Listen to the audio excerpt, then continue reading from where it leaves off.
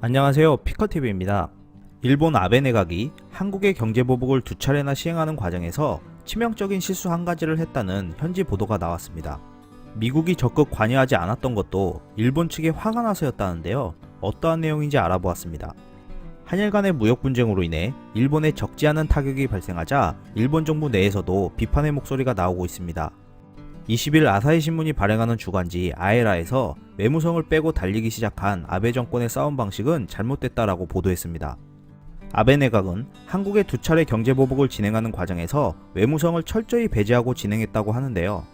이 때문에 예상치 못한 반일 및 불매운동이 일어나고 있다고 전했습니다. 7월 1일 일본은 경제산업성 주도로 반도체 소재에 대한 수출을 제재했는데 그 당시 외무성은 경제산업성이 구체적인 제재 내용을 홈페이지에 올리기 전까지도 세계 품목이 무엇인지 통지조차 받지 못한 상태였다고 했습니다. 외무성 관계자는 한국의 정치 상황이 머릿속에 들어있었으면 더 잘 대처했을 것 아니냐라는 말을 했다는데요.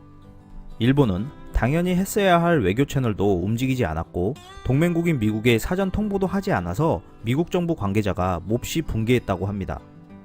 한국을 백색 국가에서 제외할 것이라고 발표하기 직전 일본 외무성은 사태의 심각성을 예측하고 미국 국무부에 접촉해 중재에 나서줄 것을 요청했다 합니다.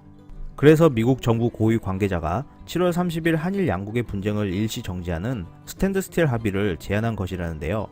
미일 관계 소식통에 따르면 미국은 8월 2일 단행된다는 백색 국가 제외 정보를 입수하고 방콕에서 열리는 한미일 외교장관 회담까지 기다리면 늦기 때문에 선수를 치고 미국 고위 당국자가 중재에 나선 것이라 전하고 있습니다.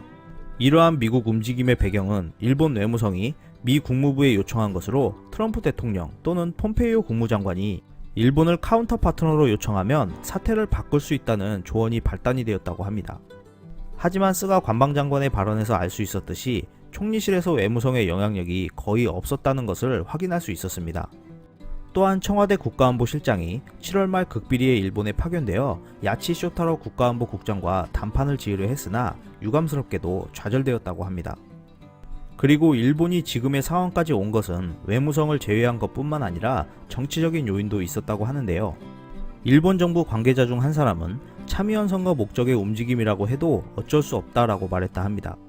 실제로 수출 규제에 대해 타당하다라고 대답한 여론이 56%에 달하자 자민당 국회의원 중 한 사람은 경선에서 이렇게 뜨겁게 응원된 적은 처음이다. 이래서 한국에 강하게 나갈 수밖에 없다라고 말했다 합니다. 미국의 중재를 거절한 아베 정권이 일본의 경제와 국제적 지위를 손상시켰다라는 비판의 목소리가 일본 정부 내에서조차 나오고 있는 실정이라는데요. 일본의 탈출구가 보이지 않는 가운데 이러한 상황을 어떻게 대처해 나가는지 지켜봐야 할 것 같습니다. 이상 피커TV였습니다. 감사합니다.